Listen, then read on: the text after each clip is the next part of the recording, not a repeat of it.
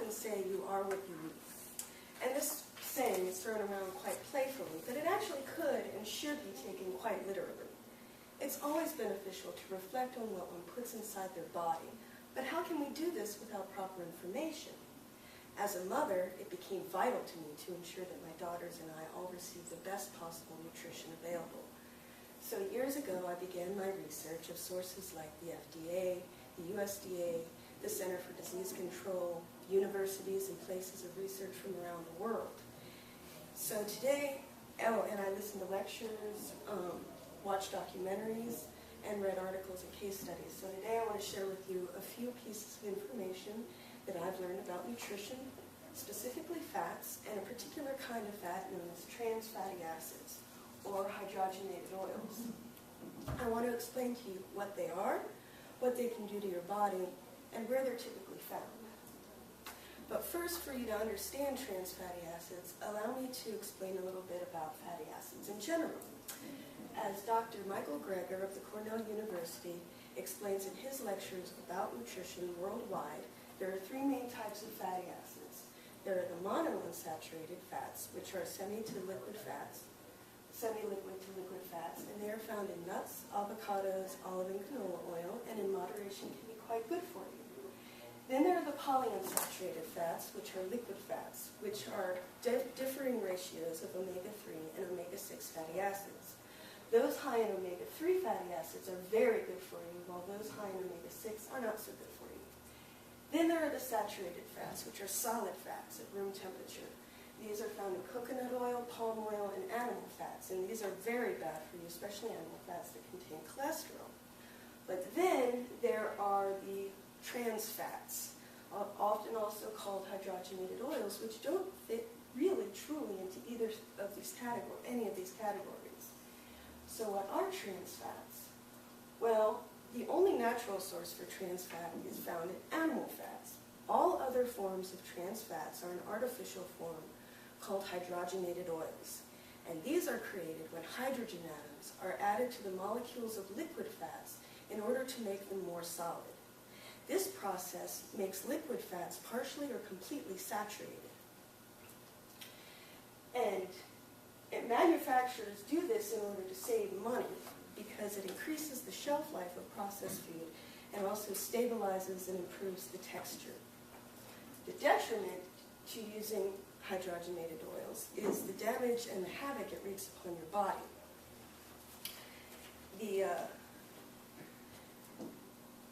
There is a growing number of health risks associated with the consumption of trans fats. A study led by Professor and Director of Nutrition at Rush University, Martha Morris, in her study found a strong positive correlation between the consumption of trans fats and the development of Alzheimer's disease later in life. A 6-year-long study published in 2006 from Wake Forest University Baptist Medical Center in Salem, North Carolina, found that consuming trans fats increased the severity and rate of fat storage in the body. Another 6-year-long peer-reviewed study from a group of scientists in Spain, led and authored by Almudena Sanchez-Villegas, studied the effects of fatty acids on the depression levels of over 12,000 people previously unaffected by depression. And that study found that those who consumed a diet, including trans fatty acids, even in small amounts, had a 48% greater risk of suffering from depression within years of the study. The consensus across the board, however, is clear that the most obvious and proven detriment to consuming trans fatty acids is the damage it does to the heart. The FDA, the USDA, the Center for Disease Control, and the American Heart Association all agree that trans fats act like supersaturated fats in the body by greatly increasing your levels of LDL, or bad cholesterol.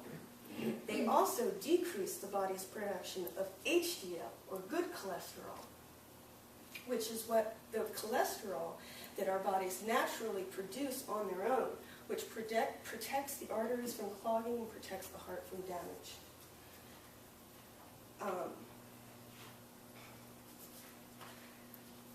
So trans fatty acids greatly increase your risk for cardiovascular disease.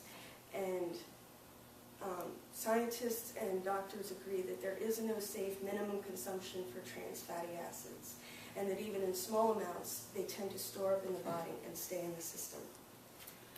So where are trans fats located? Well, they can be in almost anything and anywhere. They can be found in cakes, cake mixes, bread, cookies, frostings, creamers, cereal, crackers, snack food, popcorn, fast food, snack food, fried foods. They can be found in candy, margarine, butter spread, shortening. Anything processed or pre-packaged in any way is at risk of having hydrogenated oils in it. The only way to know for sure whether or not there are hydrogenated oils in your food is to read the labels, but you have to beware. Some countries have gone so far as to ban hydrogenated oils and trans fat in their processed food. But you have to beware. Claims of 0 grams of trans fat, even on the nutritional facts, doesn't necessarily mean 0 grams. See, right here it says 0 grams of trans fat, but there's clearly hydrogenated soybean or cottonseed oil located in it. That's because legally, food manufacturers can put as much as 0.5 gram of fat in their product per serving without having to declare it on the labels. But they do have to put it in the ingredients list. So the only way to know for sure is to read the ingredients list, usually located below the nutritional facts of whatever you buy. So, in short, trans fats and hydrogenated oils are mostly artificial, genetically engineered, manipulated fats which are very bad for your health, especially for your heart. And doctors say that they should be avoided at all costs. And the only way to know for sure whether or not they're in your food is to read the ingredients list of everything you buy. I hope this information was helpful to you, and if you'd like to learn more, please feel free to visit the websites for the American Heart Association, the USDA, the FDA, the CDC, and also you can watch or listen to the lectures of Dr. Michael Greger yourself. You can find them on YouTube, and he also has his own website. So I hope this was valuable to you in better understanding what trans fats are and what they can do to your body and where you find them. Thank you.